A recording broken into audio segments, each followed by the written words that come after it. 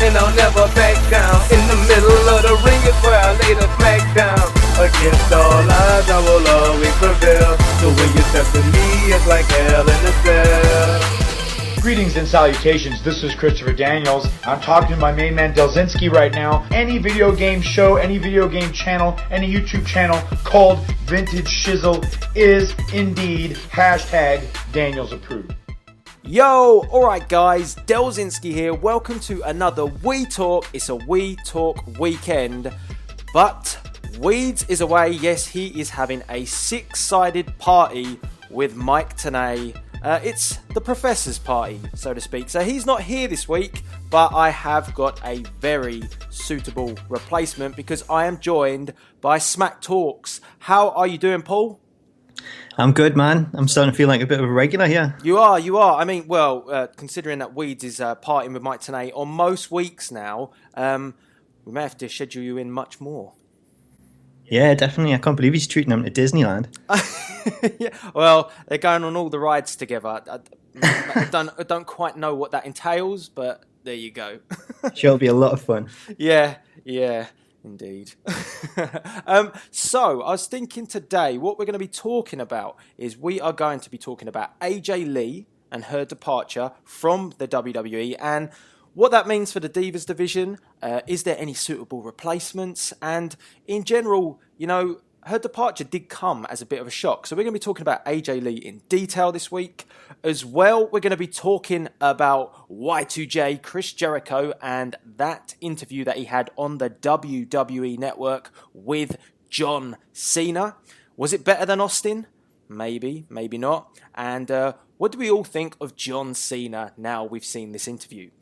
In addition to that, we're going to be talking about Monday Night Raw. Quite a bit went down. I'd say it was good. It wasn't as good as the week before, but we had the enhancement of Adrian Neville or Neville coming into the WWE, and so we're seeing where he goes.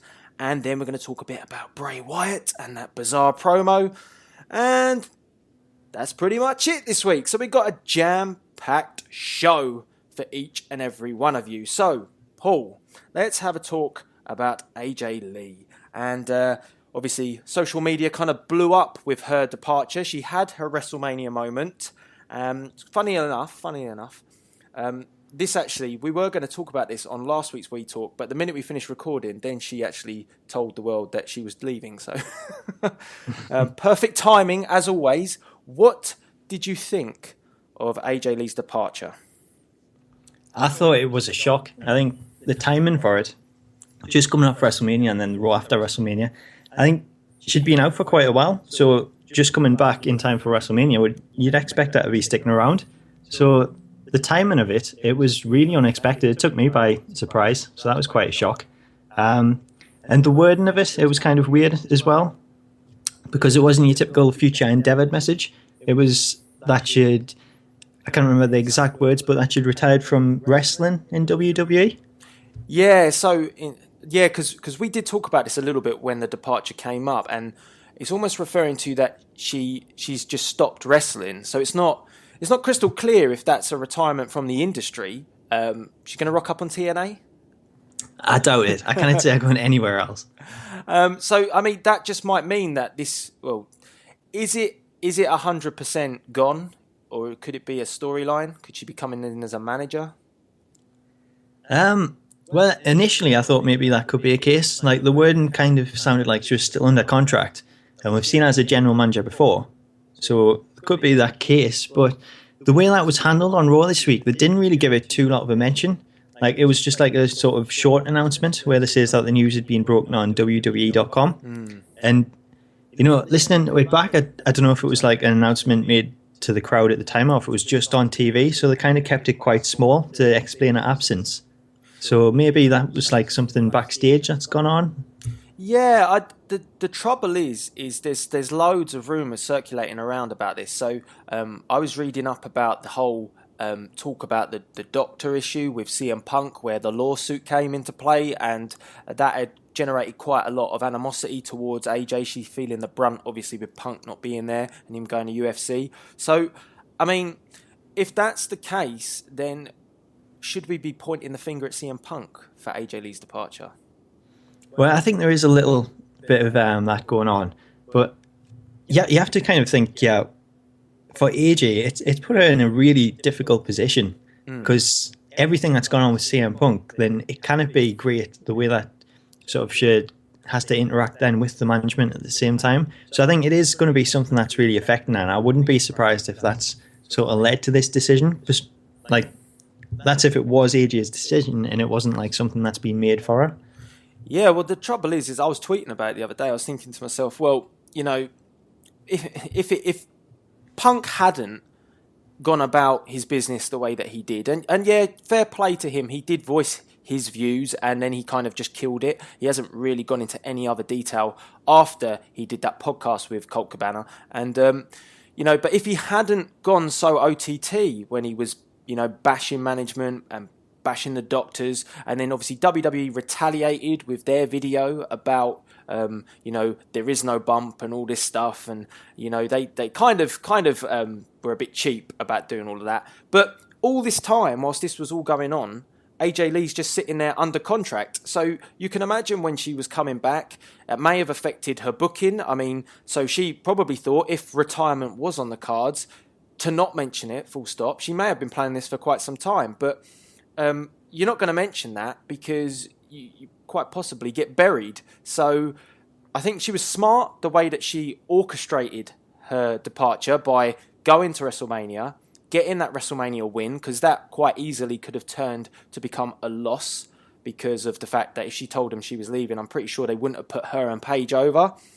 And I kind of think to myself, yeah, it's a real difficult one for her because who knows what the booking was going to be like moving forward with her. Would they have kept pushing or with this lawsuit going on? Because that's you know, that's real life behind the scenes. That's not a work. There's money involved, and you know, there's people angry about accusations. So I just wonder if all of that just became a bit too much, and she thought about it, and she thought, well, I'll just keep quiet for WrestleMania, and then I'll slip out the door. You got to think that Punk issue definitely plays a huge part. Yeah, I think it could be like something like that. I mean, what we really need is for AJ to like turn up on like a Colt Cabana podcast and just explain everything, because we don't really know what's going on. We're just kind of speculating. Yeah. I think that's why everyone's doing it at the minute. So it could be the Punk stuff, but then again, it could be something like an injury because she had been out for quite a while.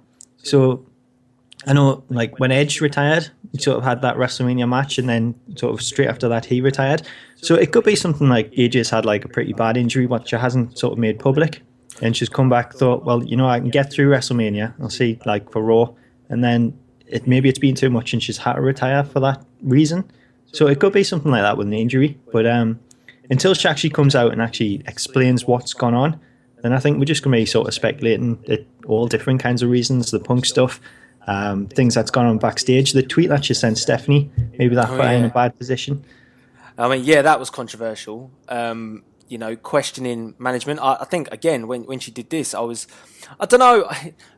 I like AJ Lee. I think she's very good, but I think that she kind of got, obviously being in that relationship with Punk, she kind of got her head turned quite a bit. So she became that sort of you know, rebelling against the authority, a bit like him, and a lot of his traits had rubbed off on her. Now, I don't know whether that was a storyline or a work, the whole tweet about the Divas pay, but it did feel like at the time it was a real big jab to Stephanie, and if it was, then, you know, again, ultimately leads to questions being raised, WWE not liking that approach. They didn't like it with Punk, so they're not going to like it with her. So, I mean, yeah, what was your views on the tweet that she sent to Steph? And I think you've got some more info reading up on it, what actually the reaction was from the WWE. Yeah, well, I think it was just like reading from news sources and things. And like, again, that's more speculation. It's not someone that is behind the scenes. But what they did say was basically Stephanie was furious at the fact that she'd been called out in public on social media, because it didn't make her look any good at the company at the same time. So I think it's kind of a weird one. I think the fact that AJ come back after that, I thought maybe like it's something that they got past. Maybe it was like storyline or something like that. And because she'd then come back at WrestleMania, she got the win and things, then maybe it wasn't a big deal that everyone sort of made it out to be. But now that she's seemingly gone from WWE, maybe there was something for that, and that's sort of also come into it. Yeah, it was the return that really kind of threw it, because she just come back and then she left. It was like, whoa. We were talking a little bit about AJ Lee before we went live, and one thing that I want to question is the whole Stephanie McMahon bit, because Steph's like quite a big personality. She's not a diva, but she obviously acts like one on TV, and I don't think she's anything like that character that goes out. But I kind of wonder if, the spot that they had with Ronda Rousey, and they've gone to a lot of effort to get this in, and they spent a lot of time on it. I think it was a segment that was almost half an hour, and obviously generates a lot of buzz within the wrestling world and UFC that they go and get Ronda Rousey in the ring. But with the whole hashtag, give divas a chance, why couldn't they do something like that with the likes of an AJ Lee? Because I think, they tried it with Brie Bella, and that could have worked if they'd actually been bothered to stick with the course that they were going on, but they didn't. But I think we just know now that like creative and the Bella twins, it doesn't really work together. We talked about them a lot before, and we just, that wishy-washy storyline that they had just was terrible. And I sort of come to this conclusion that, at the time when the hashtag was good and it was trending, Vince even comes out and said, well, we will give them a chance, but have they? And should they have maybe used someone from their roster to elevate as opposed to somebody from outside the industry? Well, to answer the sort of have the question, I think we've seen the Divas given a little more time, but I don't think we've seen much of an improvement. So I think that's still debatable. They've kind of turned it around and started using the hashtag themselves. So they've kind of got that under control now. But I think we're still awaiting the big change with that. As for someone on the roster, the actual Divas as opposed to Stephanie, I think the main problem with that is because it was Stephanie and Ronda Rousey, then because of how Steph is basically the boss of the WWE, then that generates a lot more interest. Yeah. And that's exactly what they're going to want. The whole reason behind it is just to generate an interest for the WWE, try and get some UFC fans to watch Ronda in action if she was to have a match at, say, next year's WrestleMania. Yeah. Where if they'd done it with sort of a regular diva, then it wouldn't generate as much interest. I mean, it'd still generate a lot, but it wouldn't get that impact that you get with Stephanie McMahon. Yeah, I completely agree. I get the direction of it, but I think when they're trying to put over a give divas a chance, they're trying to elevate their divas, and then they go an option for the cheaper it's not cheaper option, probably costs a lot of money, but it'll cost a lot of money. This, but obviously it's going for the big build for WrestleMania 32. I reckon we're building towards Triple H, Rock, and Steph versus Ronda, but. It goes back to that same old question: is do they really give them the chance that they need? And coming on to that and moving, looking towards the future, looking at replacements for AJ Lee is kind of interesting, because if they are ever going to give divas a proper chance, then they should be main eventing things like Raw. Like they should have a main event divas match, and that doesn't happen. But where it does happen is down on NXT. And so we've got a lot of good girls down there. We've got your Sasha Banks, we've got the likes of Charlotte Flair, as well. We've got Becky Lynch. We've got a lot of people there. Bayley, I can go on and on and on, who could step up and fill that void. So who do you think will step up, and which ones do you think are the ones for the future who will definitely make it and succeed? Well, I think there is a lot of divas in there. Well, a lot of women in NXT as opposed to divas. But try and actually predict which ones will succeed. I think that's something no one can do, because we've seen like a lot of people that's done well in NXT, like in regards to divas, and we've got Emma that come up, and she done really well in NXT. The small crowd like really got behind her, and then it it failed when she went to the main roster. She didn't sort of get over the way that everyone thought she would, and she wasn't really given the chance. So I think in terms of someone that comes up, a lot of people say Charlotte, and Charlotte is an amazing wrestler, and we've seen that in NXT countless times. But because of the time constraints that you get on Raw, then she's not going to be given that chance to actually show off those skills. And unless you bring up someone else or you put her in the ring with Paige, then Charlotte versus Nikki Bella or Brie Bella, someone like that, then that's not going to get you the same kind of reaction from the fans that you would get as Charlotte's match with Sasha Banks in NXT. So I think that'll be a lot harder for her to get over. Whereas if you had someone that has more of a gimmick, so if you had someone like Bayley come up where she's instantly likable, then she'll be easier to get over with the crowd. And they'll get behind her and support her against someone like the Bellas. So I think that's like a situation where I could see Bayley going up against like a heel diva like Nikki Bella or something like that, and the crowd getting behind her. As opposed to like someone that's just relying on sort of the wrestling side to get over. Yeah, I think the trouble is you got like two sides to look at it. So they can either go one or two ways. They can either go down the gimmicky way, which is, you know, to have people come up who've got popular gimmicks like your Bayley. Who, I'm not questioning that the difference in wrestling. It's not that, but when you bring someone up who's got that sort of friendly gimmick, you know, the standard Raw crowd or the WWE crowd compared to the NXT crowd are gonna favour that sort of person. But I think the trouble is on the other hand, is if they do want to go down that route of give divas a chance and make it more credible, then you're going to want more of your Charlotte Flairs and your Sasha Banks and people that, or divas, women, you know, that are more able to put over that this is a credible division. And that's the bit that I find WWE struggle to do. Even with Nikki Bella, I actually really like Nikki Bella and her in-ring work. I think she's good. I think she's good on the mic. She doesn't really mess around with her words. I think she's become the better of the two Bellas. But what they want are serious feuds. So like back in the day, we had like Trish and Lita, and what you could get if you do elevate your Sasha Banks, because she's got a good gimmick, and you do elevate someone like Charlotte Flair, who is again quite serious character. It's not you know, all fluffy and frills and stuff like that. And then you do base the division around these more serious style divas.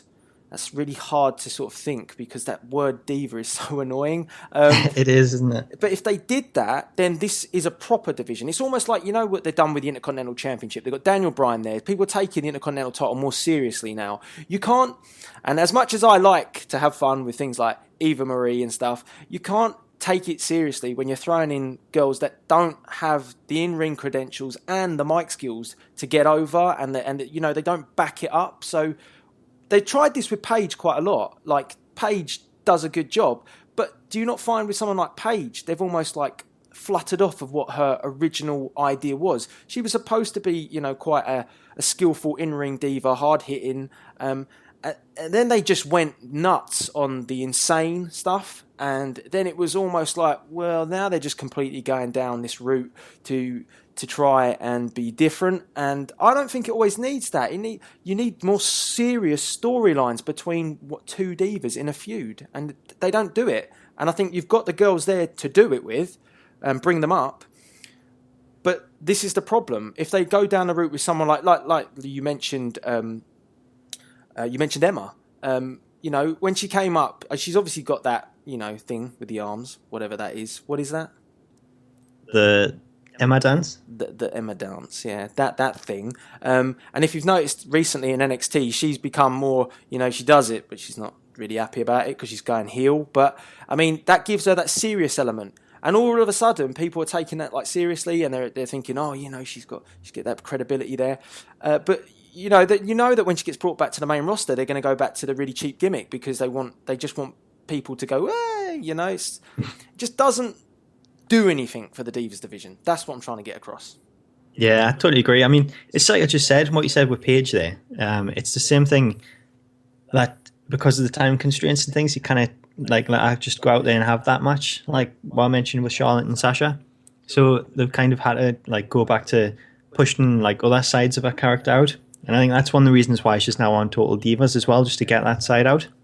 Well, that's the trouble, is when I look at someone like Sasha Banks, who on NXT is like, become the boss of NXT, and every week's pretty serious, oh yeah, it is quite funny sometimes, because the crowd chanting Ratchet and all that stuff, and she generates a real buzz. But can you imagine when she comes up to Raw or when she comes up to SmackDown, it will be really stupid things like, she's supposed to be the boss, but no one takes her seriously as the boss. I've just got this vision of what it would become, and it would be things like just stupid little things like, I don't know, just having really silly, embarrassing moments, and it's like, yeah, but she's meant to be the boss, and the credibility, I just think, will go out the window, because that's the way that creative work when it comes to the Divas.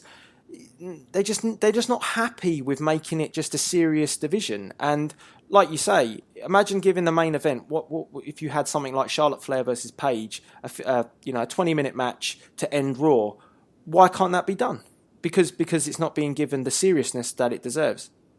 Yeah, exactly. That's the case. It's not serious. So because of that reason, you cannot really push it in the same way that the new sort of focus on the United States and Intercontinental Championship got. If they'd done that with the Divas Championship, then that would then sort of put them in a position where they could then go a lot more serious and maybe main event Raw. But someone like Sasha Banks, I think, should do well on the main roster. But I mean, it wouldn't surprise us if she come up and then she had a segment with Stephanie where she says, there's only one boss around here, and that's Stephanie McMahon. No one's going to get over that. And they kind of just belittle that character like they've done with the primetime players on Raw, calling out the Ascension and things. And it's like, well, why put all this effort into bringing people up if you're then going to just sort of push them aside and sort of make fun of them? But what they could potentially do is just, if you had someone like Charlotte come up, then bring back the Women's Championship as well as the Divas Championship. Maybe like make it so that belt is all about the wrestling, and the other belt is more for like the divas, I guess you could say. And then potentially further down the line, once you've got that serious aspect with the Women's Championship, maybe look at merging the two and sort of having the Women's Champion go up against the Divas Champion, something like that. Yeah. It gives you like two sort of ways to go about it. So you've still got the Total Divas stuff, but then you've also got that serious NXT women's wrestling side brought to the main roster for everyone to see. I like that idea. That idea would be great. And, you pick carefully who is going to be the one that wants to merge the two belts, and you could really go at that Divas Championship. You can try and insult them, that the way that they go about it, and that would be really good for a serious aspect. And I think all you really need to do there is you probably drop somebody who's not, or move someone over from the women's side into the Divas bit to pick up the belt, so that you're going to get that good match. In fact, they've probably already got that. They've got someone like Nikki who can put on a good match. I'm very impressed with Nikki Bella. I think she does a great job. So, you've almost got it there already that you could have that split. But do you ever think they're going to bring back a women's title? Well, I think now would be a great time, especially with the Hall of Fame, bring back the Women's Championship. If you want to have, was it Medusa she went in as, or Lundra Blaze? Lundra Blaze, yeah. have her come back and just like bring back that title to TV. I mean, we've already like seen it now. It's in everyone's mind.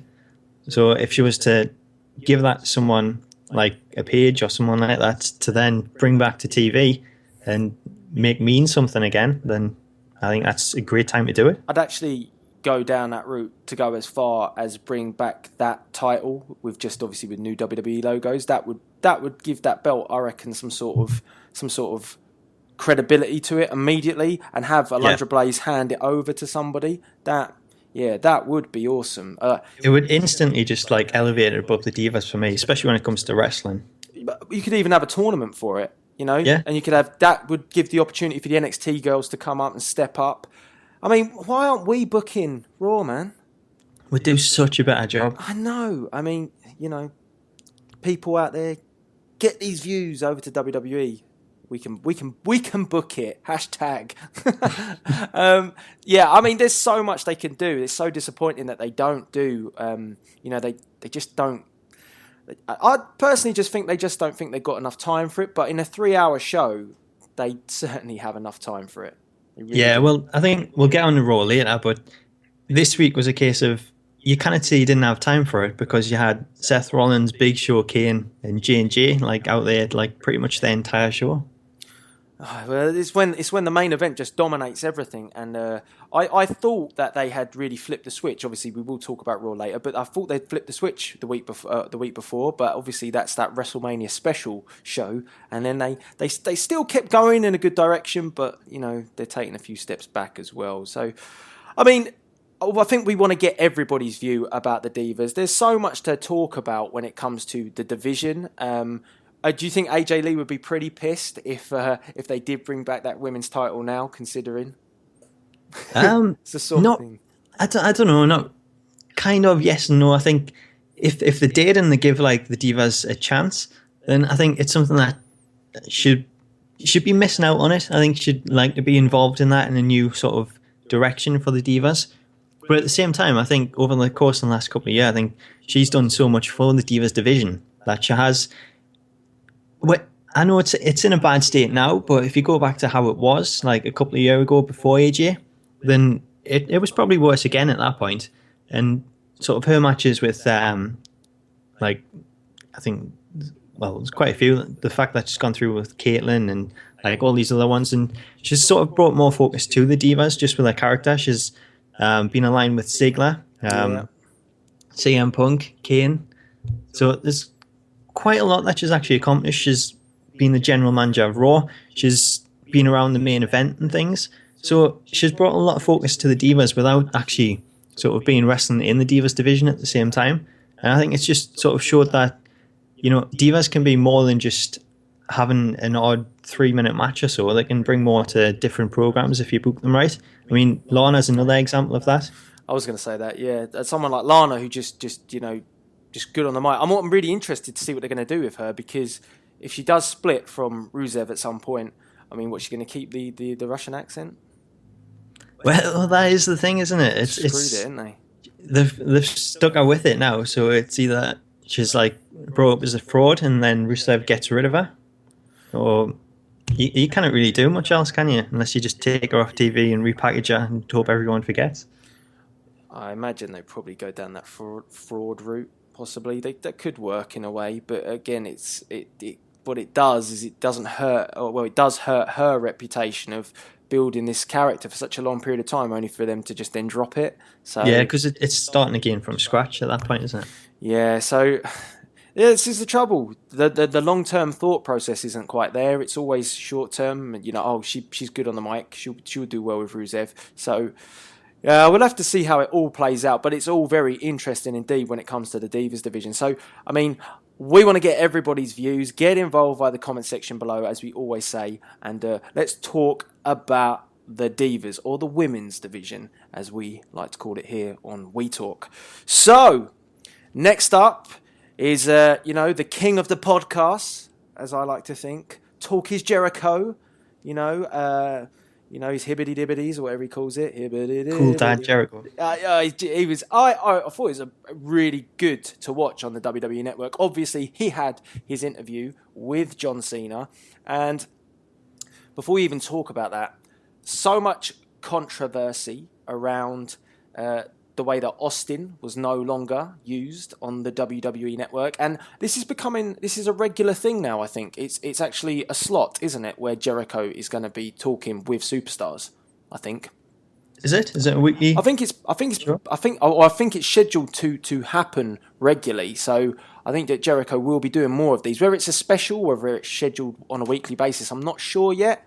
But I believe this is like a deal that's been set, because I think Austin was supposed to get this deal, and then he's been on his podcast and he's kind of played down the rumours of any beef between him and WWE. But the talk is that he asked a few questions that WWE didn't like.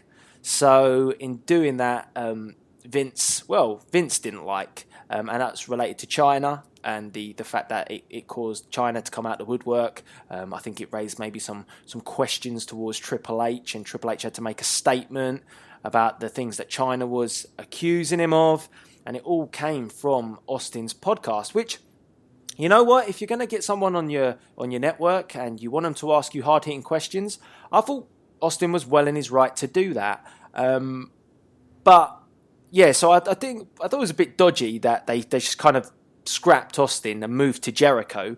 But overall, I thought Jericho's show was very good. And what do you think of the switch? Do you prefer the more hard-hitting style of Austin, which is almost like quick-fire questions? Or do you like the approach that Jericho goes for, which is more of a kind of a chat, really? It's like a friendly chat, and he kind of drops in the questions as he does it. What's your stance on the way to go when it's the podcast? Which one do you prefer? Well, I've loved both of them so far. I think those podcasts have been some of the best things that the network's been putting out. They've been really like insightful as to what goes on behind the scenes, but they're both completely different in the way that they go about asking the questions. So I think Jericho is a lot smarter in the way that he'll drop the questions in there. So it's a tough one. I really like the Austin podcast. I would love to see more of them. But I think at the same time, the Jericho one, I don't think people has enjoyed it as much, but maybe it's because of like the fact that Cena was on there, whereas it's been like Vince and Triple H on the other ones. So what we sort of got from Cena is we didn't really get too much in terms of revelations and things. It's more a case of John Cena is John Cena, his gimmick is his character, and his character is his gimmick. So there wasn't a lot to sort of for Jericho to dig and sort of reveal. So you cannot really sort of argue with the questions that he's asked and things. I enjoyed it. I thought it was good insight into John Cena. It put him over as a really nice guy. I mean, it's hard with Cena because he is, like I say, he is his character. So I don't know. It's good. I think it'll be interesting the next couple. Like if it is a series, like you said, then the people that Jericho gets on there, how he sort of interacts with them, the questions that he asks them. I think it's harder to judge him on this one because we all know Cena so well. Yeah, I liked the whole friendly interaction between two because obviously Jericho and Cena are quite good friends. Sounds like outside the business they were travelling buddies as well as they used to go around. So I liked the insider stories and the inside jokes because Jericho was dropping quite a few little jabs and jokes here, there and everywhere. I thought that was good. And I do think because people have been quite critical of him not asking hard-hitting questions, but what hard-hitting questions, like you said, can you really hit Cena with? He asked him, about being a heel. Did he want to? And Cena replied, yeah, I'd be a heel. I'd go and, I even bought the ring gear to do it. So he was up for it at the time when he was facing The Rock.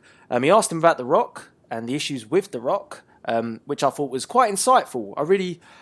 I was always wondering if that was true or whether it was actually just generated for more publicity, that the two had animosity towards each other. So it was nice to actually find out that there was originally, and the whole issue with the writing on the hand or the promo on the arm. I was really entertained to find out, was that just a jab or was that a work? And so that was cool.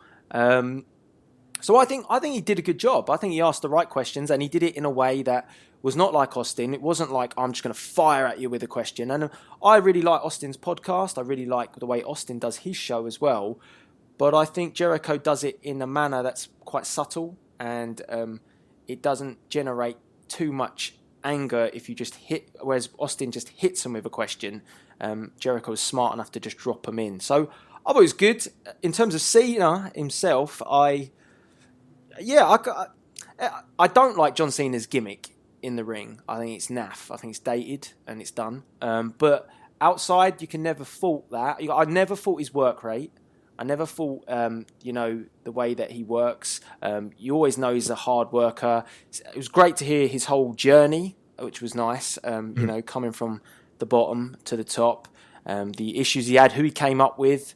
It was all that side of him I have always respected. It's just for me, it's the gimmicks too stale, and I think he knows that. But what can he do? They don't want to turn him, so he's stuck with what he's got to do. And I like the way that obviously he referred to the fans a lot, and it makes it worthwhile when he puts a smile on someone's face. That was all great to hear from him. But I think in terms of gimmick and character, Cena just knows. He knows what he can't do much else with this, and it's a difficult one for him. WWE just know it's a moneymaker and they're going to continue to progress that way. So it was insightful. It was good. I enjoyed it.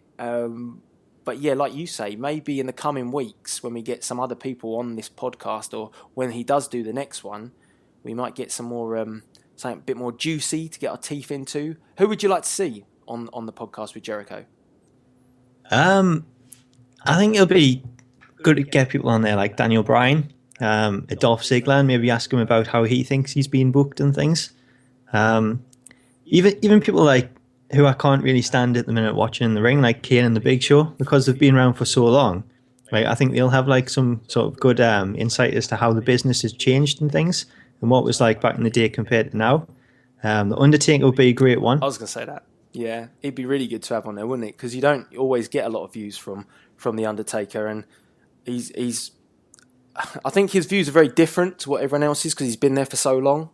Yeah, you'd have to wait till WrestleMania though, because he only shows up then. I know, yeah, I know. Or they can wheel him in a coffin and he can sit up and he can do the podcast that way. Yeah, I think Taker would be a great one. I like Jericho. I think Jericho is a good character. I don't know if you'd heard his podcast outside of the WWE network, where he was quite irate with people kind of calling him a bit of a corporate stooge, or he's become corporified by the WWE because that was what was put towards him, was almost as such, they've got rid of Austin and they've gone with Jericho because Jericho won't ask the questions, he can be told what to do. And I don't really get that logic. I don't really understand that. I think Jericho's helping out the WWE. He's got a really successful podcast, and why shouldn't he want to do these interviews? It's fun for him. So if it's fun for him, he's going to do it. Yeah, I think that is. It's a case of I think it's the people that's not happy that Austin's been dropped. Then sort of they may be making those sort of rumors and things just to sort of have a go at Jericho and sort of say that he is like more of a corporate man, where Austin, like, you would expect him to just be out there to answer the questions that everyone wants to get answered. But I think Jericho, in terms of the questions that he asked, he got a lot out of Cena. What we could get, and he's really like kind of put it out there now with Cena's answer, saying that Cena would be happy to turn heel, but to do so, he needs someone that he can feel and the kids can get behind. So that kind of puts the like onus on the WWE to make that next superstar that sort of can go up against Cena and be someone that the kids and things can sort of have as a new hero, and it makes it easier for Cena to turn. Where at the minute, if Cena turns, then maybe like Daniel Bryan and things, but he's not that sort of like the fan favorite that Cena is for the little kids. Like, he's got the yes thing and things, but he's not that whole hustle, loyalty, respect type thing. Is hustle, loyalty, and respect though really a thing that the kids should have? Hustle. Well, Heyman hustle. It's completely different context. That's something I've always questioned about it all. Hustle, loyalty, and respect. The loyalty and respect bit I get. Well, let's go with never give up. Oh, that's just a cheap way of getting out of the question. It is, isn't it? Yeah, it was all good. I like actually that story about the whole. Was it hustle, loyalty, respect that he told about how it came about? All of that was the insight that I like, because it's not. There was like the signal that he makes, like the hand gesture. Yeah. It's all that sort of stuff is what I enjoy hearing about, and I think the major difference with Austin and Jericho is that Jericho likes to tell stories. You can see by his face that he enjoys to talk about history and stories and stuff. I think Austin's more researched it all, and whereas I think Jericho's more on the fly, and he can do that because he's got that persona, that arrogance about him. I'm a big fan of Jericho. I think he does a great job. I think he's just because he's quite nuts really when it comes to his podcast. His whole MeUndies. I don't know if you heard the MeUndies. I don't think I did. No. You never heard about the MeUndies? No. Oh, you got to listen to Jericho's podcast more, man. You got to hear about the MeUndies every week. I did. He kept singing and things. It was quite distracting. Yeah, I mean, he does this advert every week about MeUndies, which are the most comfortable underpants that you can buy. and he's got it to a T. This promo with JR's podcast, he's kind of, you feel like JR's just reading it, whereas and Austin's kind of does the same. He just kind of promotes and that's it. But Jericho gets really into his products, and MeUndies is definitely the one for him. So I'm not even sponsored by him. I don't know why I'm talking about it, but I thought it's funny every week that he talks about him. He says that it's going to get you further in the bedroom if you buy MeUndies. So Maybe Neville should get some. maybe he should. Maybe. Well, I mean, you were saying about somebody who could possibly fill the void of becoming the fan favourite and who can fly in there. Maybe Neville can do this with his cape. Maybe. Well, he's got the cape now. Like I was saying, he's the new Hurricane. He's got that cape in there. Something no one else has. It could really take him to the next level. He's like Fruity Pebbles personified with that purple attire. I mean, I don't know. We're going to move on. We're going to talk about Raw. And, I mean, we have seen the debut of one Neville. Let's ask you the question first. Neville? Just Neville? Nothing more, nothing less. Just plain, simple Neville. It's annoying that they keep dropping it. Like the fact that Big E become Big E, and next he'll just be E or something like that. Big. It's yeah, exactly, yeah. It's weird how they keep dropping it, but at the same time, I was going to say, like, we're seeing that his match on Raw against Rollins. So you refer to people like Rollins as Rollins. You don't say Seth Rollins and things. So it doesn't really make too much difference. It sounds weird when you just say Neville, but I don't know. In terms of matches and things, Neville against Axel, it doesn't really make too much difference. I think it's because, though, it's that name. Like, so when you drop like a Antonio and you have Cesaro on its own sounds fine, but Neville doesn't sound great. It's like, I always think of Gary Neville or something like that, or a foot. And I think it's Gary Neville's dad, obviously. Neville. Yeah, Neville. Could we maybe give him like that?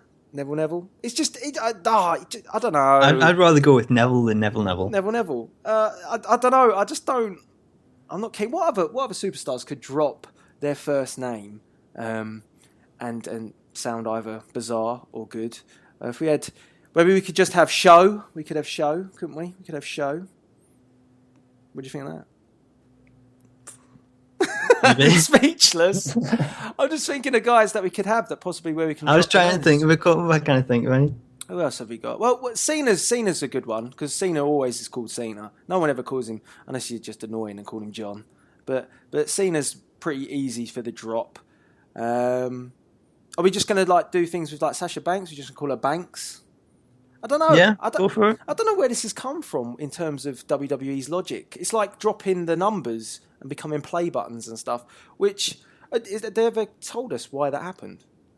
They haven't really. I think it's just like when you get to a certain number, I think it's a case you've got to like maybe drop it because it gets a bit 101, weird. WrestleMania 101. Yeah, exactly. But in terms of the name things, it's not something new. I mean, Sheamus has been just Sheamus for years. Does he have a second name? Is that his second name? I don't know. What could it be? Pasty? Celtic Warrior Sheamus, that's his full name. Celtic Warrior Sheamus. Imagine that on commentary every week. Here comes Celtic Warrior Sheamus making his way to the ring. See, they've just dropped all these names to make it easier, especially with Byron Saxton coming in. We were talking about him the other day, and you didn't actually know his last name, did you? Until I called him Saxton. Well, I thought it was Saxon, but it's Saxton. Saxon, sax off. Oh dear. I mean, we could go on about these names forever, but what do we think of Adrian Neville making his arrival? What has he made the impact? What do you think of the gimmick? I'm a bit questioning the look. There is no gimmick, really, is there? Well, yeah, but he's got a cape. Yeah, but a cape's no gimmick. I mean, what is it then? I don't know. I was going to say it looks cool, but it doesn't really look cool either, does it? No. I'm not sure what it is. It was kind of like when he first saw it, like he came out and I was just like, oh no, what have they done? That's what I was saying before. He sort of walked the ring like a Jedi with this robe on, and like at first I was like, well, what's he wearing? Is it a cape? And then I think they've nailed it now because they've got the smoke and things, so he appears from the smoke.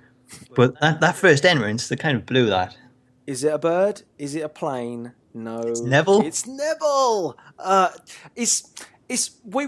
Before we came on and went live, we were talking a little bit about Neville in terms of this look and this, the name and everything. And the only thing I question is with this: is this a I don't know, it's not really a gimmick like you say, but is it a look and a style of a next or a new WWE World Heavyweight Champion?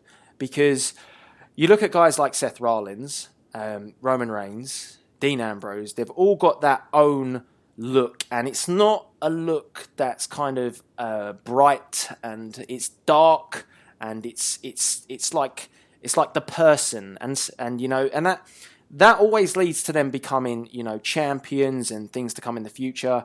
And then Neville rocks up, and he's got his purple on, and he's got his cape, and like you mentioned it, you referred to it earlier. He's got that style of the Hurricane. Now, is that the look of I wouldn't go that far. Well, yeah, okay. He's not looking like the Green Lantern, but it just is it the sign of a champion? Is it the look that a champion can have? Wait, you're saying that, but it's so hard to actually like determine what the look is now, because you've got Roman Reigns, who apparently has the look, but he's not the guy that's getting over. Where Daniel Bryan, you wouldn't say that he has the look, but he's the guy that everyone wants to see. So I don't think there is really a look anymore. I think it's just a case of who the crowd connects with. And with Neville, then it's weird just saying Neville. Go on. With Neville, it's with his moveset and his like high flying moves, the fast paced action. Even when he sort of ducks like a move from the corner, he does that sort of backflip. That's awesome. You know, everyone just gets behind that and they cheer it. And I think that's what's going to get him over. He doesn't need a gimmick. So a lot of the ones that I mentioned, like the NXT people coming up, some of them might need a gimmick. But I think Neville is just someone that can get by on his in-ring stuff, because it's not a sort of mat wrestling or anything where people might sort of lose interest after a period of time. Then the fact that he's doing such a high-flying, fast-paced action, it's something that everyone's always going to get behind. And the people that they're going up against, he had his debut against Axel, and he had his SmackDown debut against Axel. But because he had that match with Rollins, it's really sort of showed what they're sort of willing to do with him, putting him in there with the champ. And I think Mufta said this on Twitter yesterday, and that was, we're in the UK for Raw next week. So if you have Cena do an open challenge for the US title and Neville comes out, then having him go up against Cena and Rollins in the space of a week, then it really shows sort of how far you're willing to push the guy. Oh, how good would that be to have him challenge Cena in the UK? That would be awesome. I mean, Well, it'd be so good because you've got the high-flying Neville and then the high-flying Cena with his springboard stunner. Springboard Stone Cold Stunner. Oh yeah, that move. How has that become part of his arsenal? I mean, it actually is going to be a move he's going to use regularly. I thought it was just a one-off. That's the thing. He's used it. Is it 2 times now? I know. I mean, So he's used that move twice. He's used a Hurricane Rana once. It's a new Cena. There's the change that you want. He's going to start wearing a cape soon as well, I reckon. That would be perfect. I'm sure he'd pull it off. It's like superhero versus superhero if we get that match. I mean, How amazing would that be? Super Cena versus the Neville. I think that's what it needs. It needs a "the" in front of it. Not the Neville, just Neville. Remember? No, can't we put a "the" in front of it? The Neville. Oh, you can't. It's too much to remember. For Michael Cole and JBL. Yeah, of course it is. I think his in-ring ability definitely gets him over. The match against Rollins are pretty much personified what he's all about. So in terms of the work and everything that he's doing in the ring, and if he does rock up and challenge someone like Cena in the UK on Raw, I mean, the crowd is going to be electric for that. I'm actually going to Raw, so I'm really excited if that happens now. So hopefully... Oh, I'm really jealous now. It's just got to happen now. It's got to happen. But if something like that went off, it would be huge for him. But the only thing coming out of that is that could be 2 losses. Well, it could, but it's the people that he's up against. So yes, the way that he's gone about it, I think even though he lost to Rollins, it was a great showing. And then the fact that Rollins even took him out after the match. Well, it was the cheated victory, wasn't it? I mean, he got J&J helping him out to cost him the match, really. So Exactly, yeah. So it's still put him over well. It's put him in a good position. I think that they've kind of got it right, but I do worry. You know what WWE are like. Over time, when they get bored and they don't know what to do with guys, and they've this was it Mighty Mouse thing's been floating around as well. Yeah, you keep bringing that up as well. I don't know. We don't want that. Nah, let's just move on. Yeah. So I mean, yeah, it's sounding good for Neville. I don't know if it's looking good, but it's sounding good for Neville in terms of what we've seen so far from his debut and his match with Seth Rollins. So, guys, let us know what you think of Neville. It's not the Neville. It's not Adrian Neville. It's just Neville. And get involved in the comment section below. Now, speaking of somebody who is coming and made an impact, somebody who made an impact at WrestleMania, but then kind of again went into obscurity. Bray Wyatt and his promo that he had on Raw, and I made a video about this talking about him, and I just think that again we're seeing the same thing. And is it getting a bit stale to keep seeing Bray keep going away, picking new people, then coming back, taking them out, and then going away and doing the same thing week after or month after month, and not really expanding the character? Because surely by now Bray Wyatt should have had that feud that got him to a position, and he should surely be challenging for some sort of title. And I just feel he's completely lost. And then we see on SmackDown this bizarre promo kind of took a backseat for him to face Eric Rowan again, which again is a massive fault from the WWE. They could have made a real big deal out of having the Wyatt family collide, but they've just cheaply sold it away. And I still think they'd be better off pairing them all back together. But what's going on with Bray? What about Bray? What about him? I think he's lost. I think he's lost. I think he's completely lost. It's just I don't know how you recover Bray Wyatt at the moment. I mean, do you put a belt on him? I don't think you can at the minute. The fact that sort of the people that's got the belts are sort of already sort of locked into sort of other feuds and things. I think it's more a case of you have to do something with Bray that's something different to get people interested in him again. I think reuniting the Wyatts would be the perfect way to do that. But it's then what do you do? Do you then expand upon the Wyatt family and sort of grow it? Because it makes more sense if you've got Bray trying to sort of induct more people into the family and target certain members. I mean, they tried it with Daniel Bryan and it didn't work at that point, but I think Bryan was the wrong person to do that with. Where someone else on the roster, you might be able to do it and get away with it, and it might work a lot better that way where they've been brainwashed. But it's kind of like, because of Bray's gimmick and the whole darkness and the new face of fear and things, then you need someone that is kind of maybe the same sort of waveform to bounce off, where just these odd matches that he's having with like Daniel Bryan and sort of these other feuds, they don't really do anything for him, and it doesn't really give you too much character progression. Whereas the Undertaker thing, I think that worked really well. The promos leading up to it were fantastic. It was some of Bray's best stuff. And that's really sort of put his character over a lot more and sort of elaborated on it. But because the Undertaker doesn't turn up more than once a year now, then it's kind of left him just at a point where, what do you do next? Like we mentioned before, like someone like Sting might have been a better option because Sting's going to be there more often. So it's someone that you could work with. And it's not just relying on him to put out a promo each week to try and promote one match and then move on to something else. Well, yeah, that's the trouble. They've blown it with Sting, haven't they? Because, I mean, Sting's not really going to want to take a second loss, and you've got to hope, you've got to think that Bray Wyatt's got to win whatever next feud he goes into, and so then pairing him with the likes of somebody like Roman Reigns is not going to be ideal for Bray. So it kind of then makes you think, oh, is it going to be like your Bryan again, or is it going to be your Cena? And feuds we don't really want to see again, because we want to see something fresh and new. I have got a bit of an interesting scenario for you, or two interesting scenarios. First of all, what about having Bo Dallas being paired? Why doesn't he recruit someone like a Bo Dallas? Because, you know, the obviously the Bo Leave gimmick is kind of dying down a little bit. And I'm sort of thinking to myself, well, they're brothers, aren't they? Or so, I mean, why couldn't he somehow integrate him into and reform the Wyatt family and bring a couple of other guys in under the banner of it? And it makes me think in the back of my head some sort of like you had the Ministry of Darkness, and you could really, really work that really well. You could have the whole them coming out dressed in a certain way, like followers, a bit like when he had the scarecrows come down with it was scarecrows, kind of look like scarecrows, the entrance at WrestleMania 31. You could have like almost them being turned, and that's what the Undertaker did with guys like Midian, Viscera.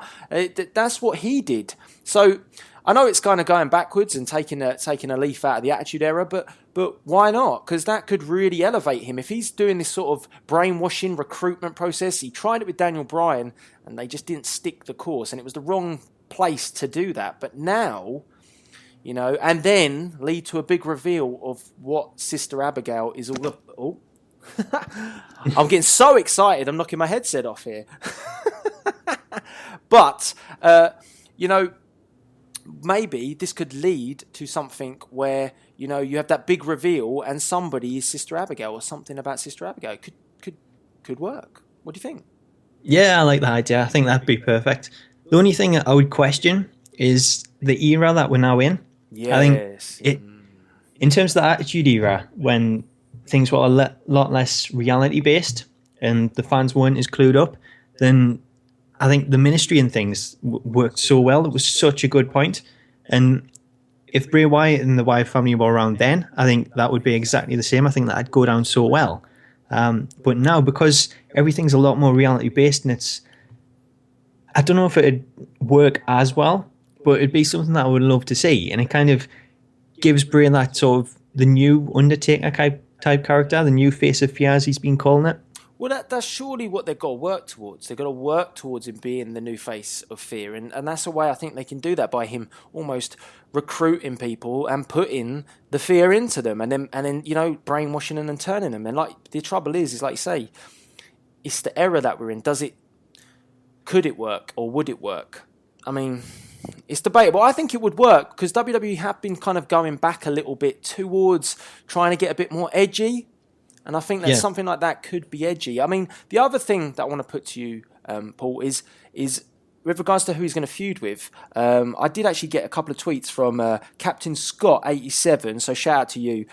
He was saying that possibly we could be looking at a feud between Triple H and Bray Wyatt. And would that be something that you'd be interested in? Because he was saying, there was talk of dedication.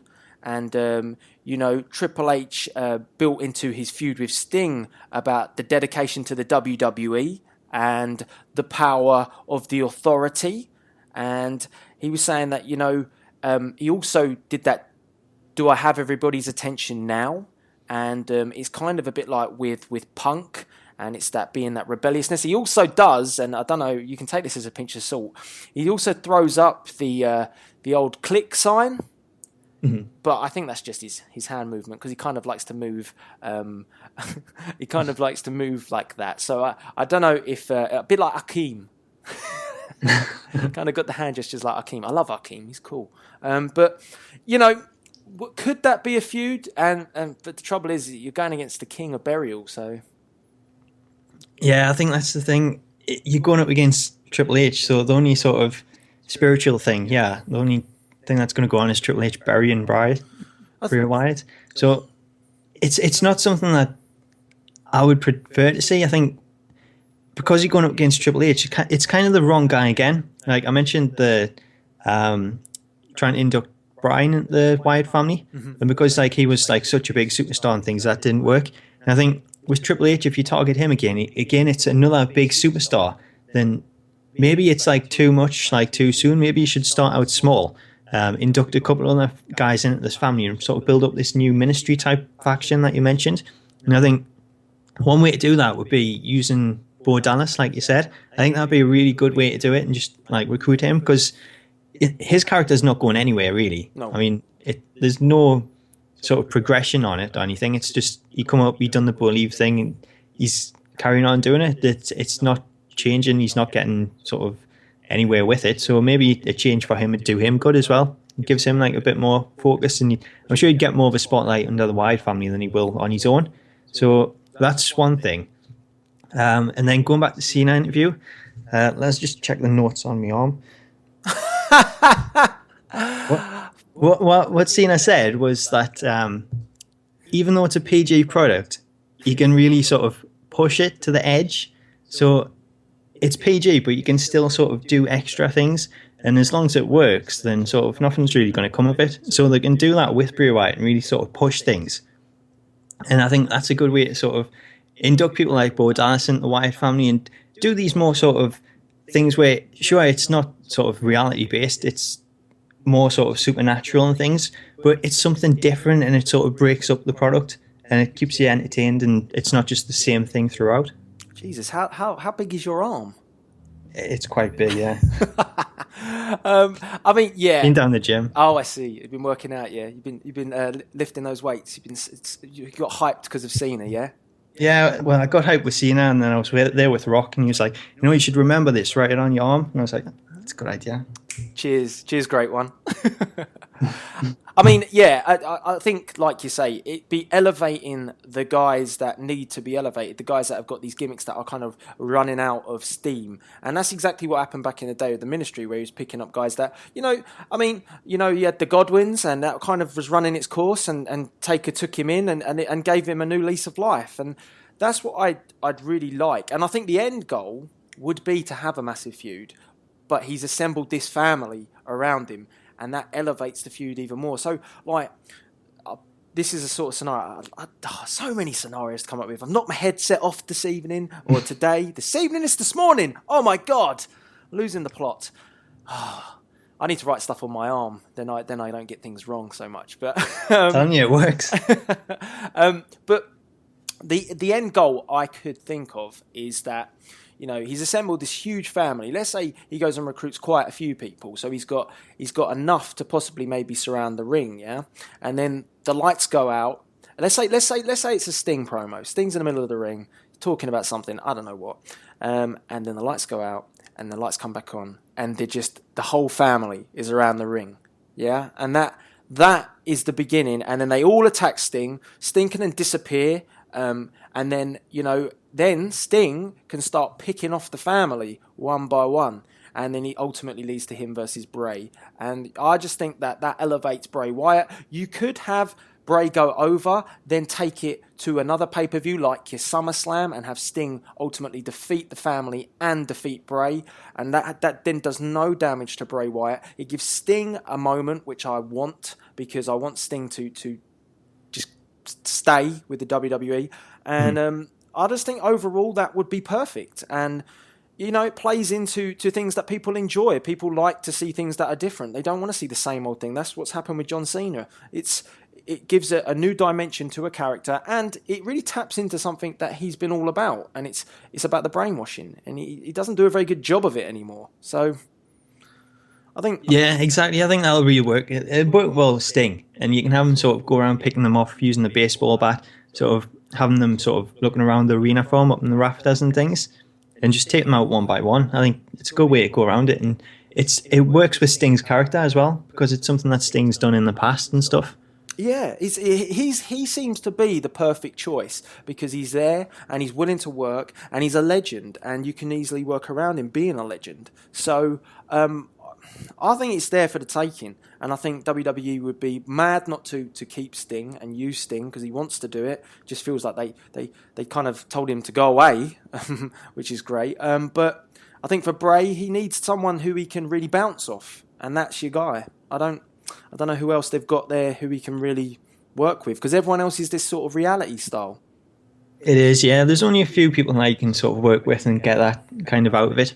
So I think Sting would be a perfect choice. It's just like you said, he's already come in, he's lost one match at WrestleMania, which he really shouldn't have. I think he should have won it. But, maybe if he works a program with Wyatt, then it'll get him a chance to at least get one win in there. And, I think it'll work out well for the both of them. Play at their strength. Yeah. And that's what it's got to be. It's got to be like a back and forth. When do you really get that anymore? You get these back and forth matches with a long-term build. You don't. They kind of gives too much away for free, and then the ultimate match, when you actually do have it, is kind of wasted. So I think that's the perfect scenario. You could build it for weeks as well, to be honest. But I think let's put it to the We Talkers what they think should happen with Bray Wyatt. Do you like the idea of our scenario, bringing back a ministry aspect? Do you write promos on your arm as well? I don't know. Who doesn't? Or do you just knock your headset off because you get excited about things? Let us know.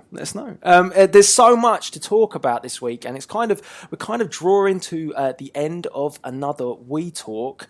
Was there anything else you wanted to get off your chest, Paul, or off your arm?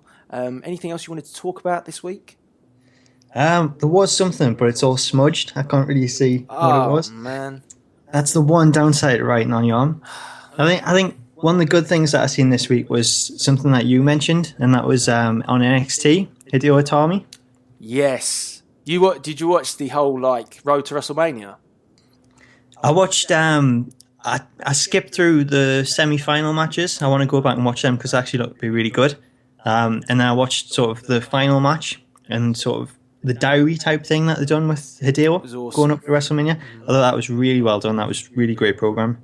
They're the bits that the WWE need to do more of, because they do these with some of their documentaries, and I think their documentaries are sometimes really awesome when they do spend a lot of time and invest in it and follow people around. And yeah, the trouble was that really the goal could have been so much better for Hideo Itami. I think it was nice to see him get elevated, because it almost felt like for a while he was going to be the one that was lost with Balor taking over and Kevin Owens doing what he's done, becoming champion. He was the one that kind of sat by the wayside, but they did that awesome job with him, and his actual feud as well with Tyler Breeze, which has been coming around. It's just I actually really like what they're doing with him. They're almost focusing him to be like building a feuds with him, and they're kind of giving you the history of him as well, which is nice.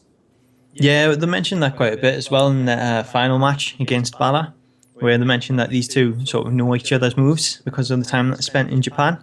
So it's good that they sort of bring that in, they're sort of not just ignoring his whole past. It's something that they're actually embracing. So it's good to see that side of things for a change. Do you see he hit the GTS? I did, yeah. That was a good moment, wasn't it? It was. I was surprised that they didn't make it a WrestleMania moment as well. I know they made it at the show, but I really thought that they would use that somehow in the Battle Royal. I reckon he should have made it to Final Four, to be honest. I think that would have given him a bit more oomph, because they'd spent a lot of time building this for Hideo, and I would have liked to have seen something a little bit more from him in the match itself, but I guess it was just the point to put him over and put NXT over, to have someone involved in that match. Yeah, I think that's pretty much what it was. It would have been good to see him sort of get a bit more time in the match itself, but I think for what it was, it's kind of just showed, especially with like this whole like diary and the journey for it, it shows what's out there for the NXT people to achieve, and sort of that the sky's the limit for them, and it gives Hideo a glimpse of it. And you know, his reaction afterwards, where he come backstage and he sort of just went and fell at the floor and started crying and things. But it just shows how much it means. And I'm sure it's the same for all the NXT guys and girls out there. And I'm sure that's something that they'll all be now aspiring to try and reach. Did you like Seth Rollins, who's like, it's taken me like 6 months. And it's like you just come along and now you're at WrestleMania. And I like the way that Seth Rollins was kind of talking to him like he wouldn't understand a word he was saying. It was like, yeah, it's like trying to. It was kind of funny, because I think Hideo knew everything that he was saying. I don't think he's that bad. His language barrier is not that bad, but it was funny to see the interaction between the two. I think you'll have like a decent grip of the language now. I thought it was funny how Triple H congratulated him, and he sort of just rubbed him on the head like a little kid as well. It's his baby, isn't it? That's what he's like. I think he treats the whole of the NXT roster like it's like his son and his daughters, because it's just like, you can see that he's so proud of this product that he's built, and he's proud of these guys making it to the main roster and doing what they do. That's why I always think he's becoming a bit jaded as to who is booking when they go up now, because I think you've seen Neville go up, and Neville's getting that exposure. Well, you didn't see that is it 6 months, maybe a little bit less, when the Ascension went up, somebody booked them wrong. And I think Triple H has now got a hand in how these guys go forward, because I think he maybe has seen things like the Ascension and thought to himself, well, why am I doing all this work? Why am I putting all this in? Why are these guys, I'm elevating them to a level. I've made someone like the Ascension unstoppable, and then they get brought up, and then Vince goes and puts them looking like Demolition, or a cheap version of Demolition, with no proper drive or any sort of reason, and they get buried. So I think he's having more of a hands-on approach as to when these guys move up and how they actually get moved up. Yeah, totally. I think he said it on the Austin podcast that Vince was still the guy calling the shots on Raw. So until that changes, I think that's when we'll see sort of big change in the product, and something that I'm looking forward to. But the way that they say that Vince is like there all the time and he never sort of sleeps or anything, then I don't see a time coming where he's going to be willing to walk away. And if he does, I can always see him wanting to come back and just keep getting involved with it. They did say that Vince had been down to watch NXT, so he's been at those shows, so possibly that's why the thought process is changing a bit. Maybe he's gaining a bit more respect for that roster now, and maybe opened his eyes a bit more, because maybe he just didn't like the fact that it was rivaling Raw. Yeah, it's frustrating to know that he's behind the scenes 24/7. Like, they're saying that when Byron Saxton, wasn't doing a good job, he was in the gorilla position having a go. And, I mean, the pressure that's being put on some of these new guys is just immense. Like, you imagine being, I don't think he did a particularly good job, but the way that they kind of phrased it was like he destroyed the whole night. You're talking about Saxton? Yeah. Or Saxon? Yeah, I mean, I sort of think, imagine if you've got your boss breathing down your neck on the headset, and you're trying to do your first show. Pressure just ridiculous. He doesn't need to be like that. He needs to let them do what they do, like they do on NXT, and it'll be fine. But yeah, well, that's the thing. Listening to him on NXT this week, I think it's a huge difference. I felt really bad for him when he come out and everyone was slating him, because watching the show, it was a bit of a car crash, because you could tell that it was all new to him doing it live. And, he was struggling with it. He badly needed someone like a Renee Young to come out there. But they held off for so long before they actually brought someone out. And, having Vince in your ear trying to, direct you what to do and shouting at you, like a lot of people have said, then it's only going to make it harder. But at the same time, and that's Vince's way, I think he put across on the podcast that he likes to put people in situations just to see how they, cope. Yeah. But I think it's an old school way of going about it, and I think it's the wrong way to go about it, especially when you're putting out a TV show live like that. Then you want it to sort of be professional and sort of look and sound good. So doing that, it kind of had a bad effect for me. I think it would have been much better to get them out there, just let them do the normal stuff that they do, because it works in NXT. So get Saxton and Renee Young out there, just let them have a go, see how it goes. It was a perfect chance to have Renee try commentary on the main roster and see what the reaction was to it, rather than just at some point further down the line put her out there as a change. It gave them a chance to have that opportunity just to see what the reaction was. Yeah, it's that whole mentality of sink or swim, and it just, I don't know. I don't agree with that. It's that old school. It's like Bill DeMont. The way that he approaches guys. Trying to belittle them. It's, I don't know. That's the real old school wrestling approach, and I don't think there's that much room for it anymore. It's not necessary, because you can see it doesn't need to be done in things like NXT.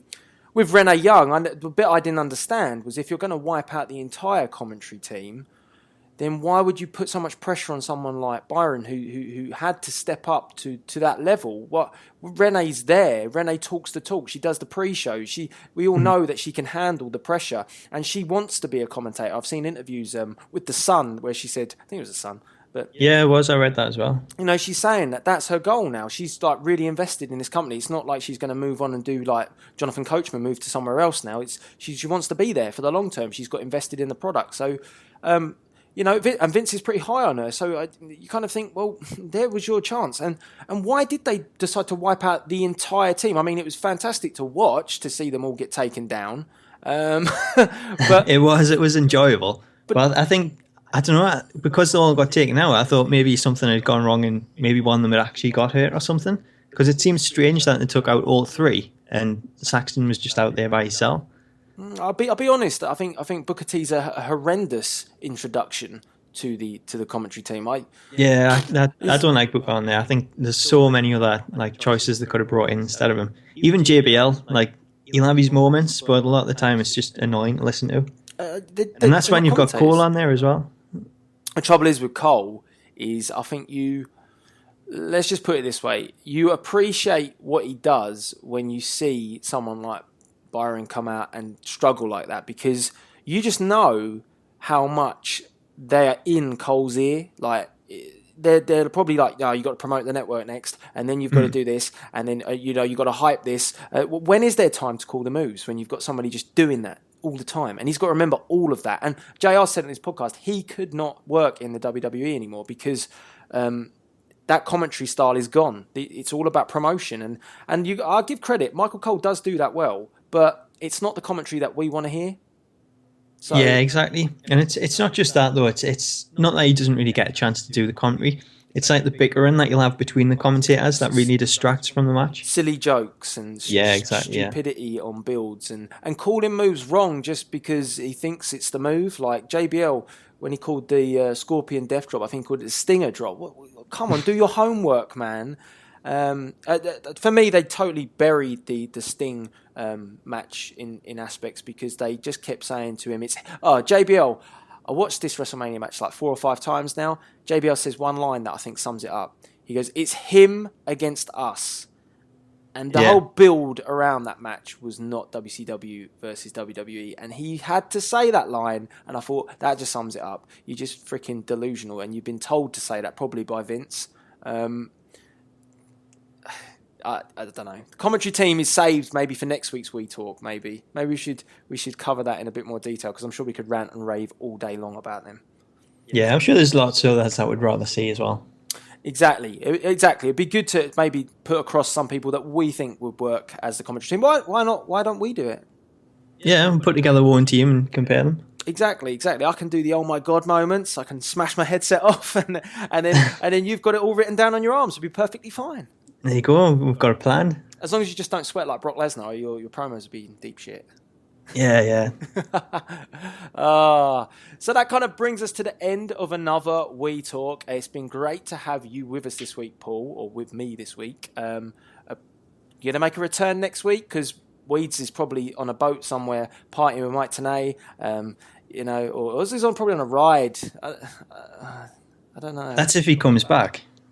He might be having such a good time. I mean, it is a professor party after all, so God knows what they get up to. It's kind of weird.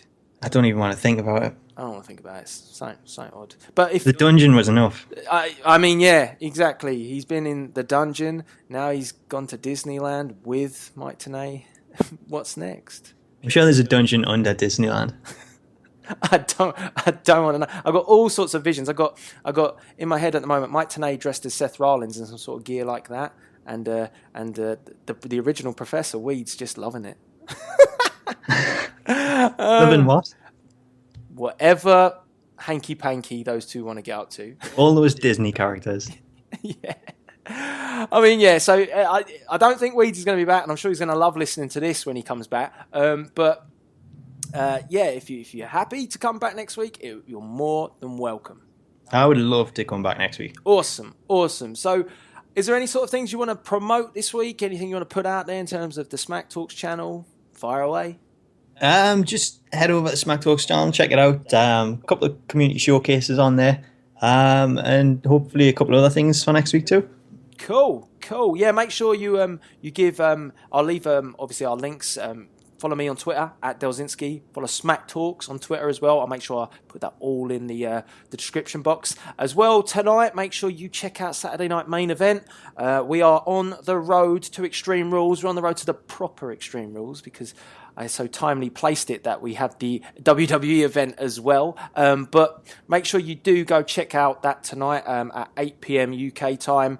We have 1 week to go until Extreme Rules. We've already said that it's going to be Cesaro versus Rollins in the main event 2. So that's going to be really good. And we're going to get maybe one more match added to that card.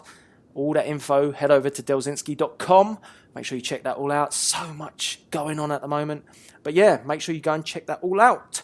So, That brings us to the end of another We Talk Weekend, guys. Get involved via the comment section below. Paul, do you want to say goodbye to everybody? Thanks for having us. I'll catch you next week. Yes, indeed. I'm going to steal a term from your book. We will catch you later. I did it better.